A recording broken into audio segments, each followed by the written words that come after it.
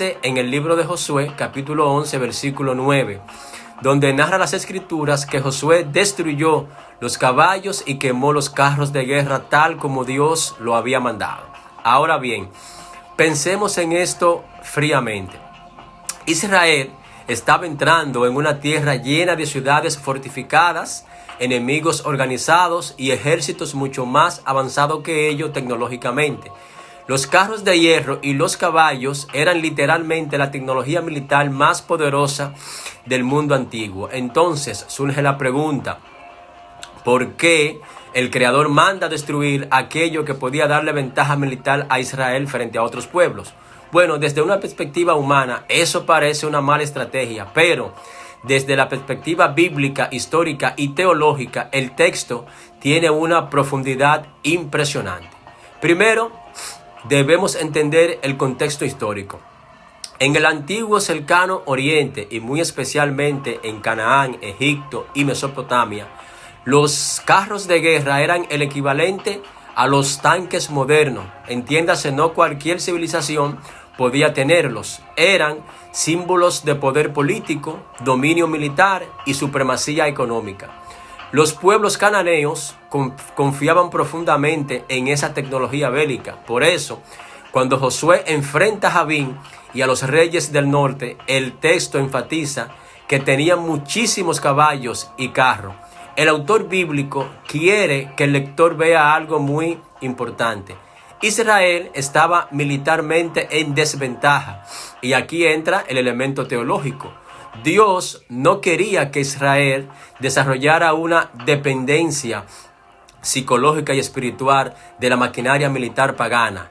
El problema en sí no eran los caballos, el problema era aquello que los caballos representaban. Porque en la mentalidad hebrea, confiar excesivamente en caballos y en carros era un símbolo de autosuficiencia y de arrogancia. Por eso, siglos después, el Salmo 20, verso 7 dirá: unos confían en carros y otros en caballos, pero nosotros confiamos en el nombre del Señor. Ahí está la clave del texto. Josué 11 no es simplemente una decisión militar, es una declaración espiritual, porque Dios está formando un pueblo cuya seguridad no dependa del poder humano, sino de la fidelidad divina. Y aquí aparece algo muy interesante desde el punto de vista lingüístico.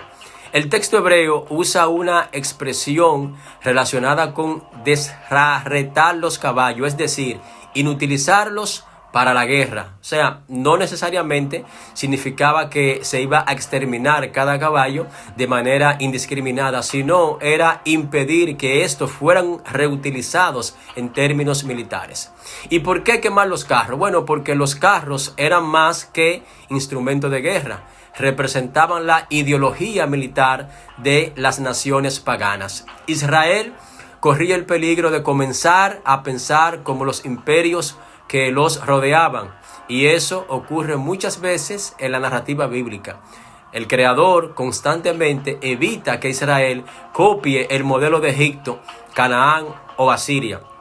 Incluso en Deuteronomio capítulo 17, cuando se habla de los futuros reyes de Israel, Dios les prohíbe multiplicar los caballos. ¿Por qué? Bueno, porque muchos caballos implicaban alianza con Egipto, acumulación militar y confianza en la fuerza humana.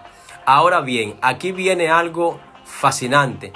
Desde el punto de vista estratégico, lo que Dios hace parece una debilidad, pero termina convirtiéndose en una fortaleza teológica, porque Israel aprende que su identidad no está basada en superioridad tecnológica, sino en pacto y obediencia al Creador.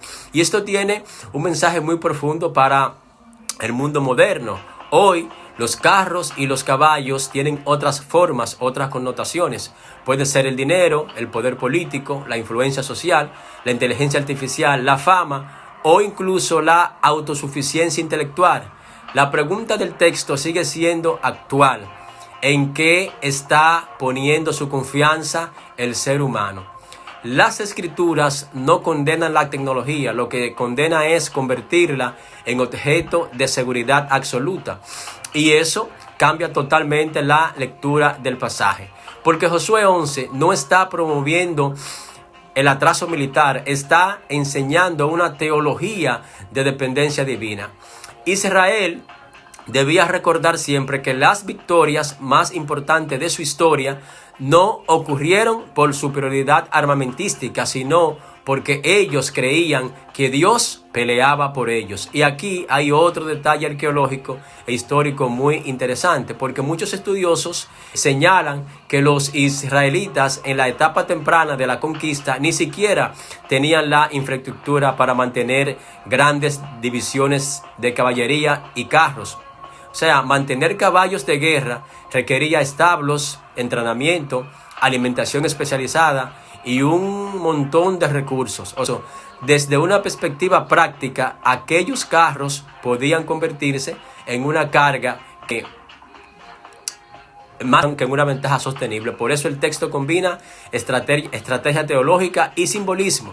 Finalmente, el mensaje central del pasaje es muy poderoso. Dios quería que Israel entendiera que la verdadera seguridad de una nación no depende únicamente de su fuerza visible, porque hay momentos en que la fe exige renunciar incluso a aquello que parece útil, para no perder la identidad espiritual. Y quizás por esto, este texto sigue tan incómodo para el lector moderno, porque vivimos en una cultura obsesionada con el control, el poder y la autosuficiencia. Pero Josué 11 nos recuerda algo radical. No todo lo que parece ventaja necesariamente nos acerca al Creador. Y a veces la mayor victoria no consiste en acumular poder, sino en saber y entender qué cosa no debemos convertir en nuestra confianza absoluta. Shalom, shalom. Si este contenido te pareció de valor, comenta, compártelo y si no lo has hecho, suscríbete a nuestro canal. Yo soy Miguel Cabrera y será hasta otra próxima entrega en nuestro canal Razona y Entiende. Shalom.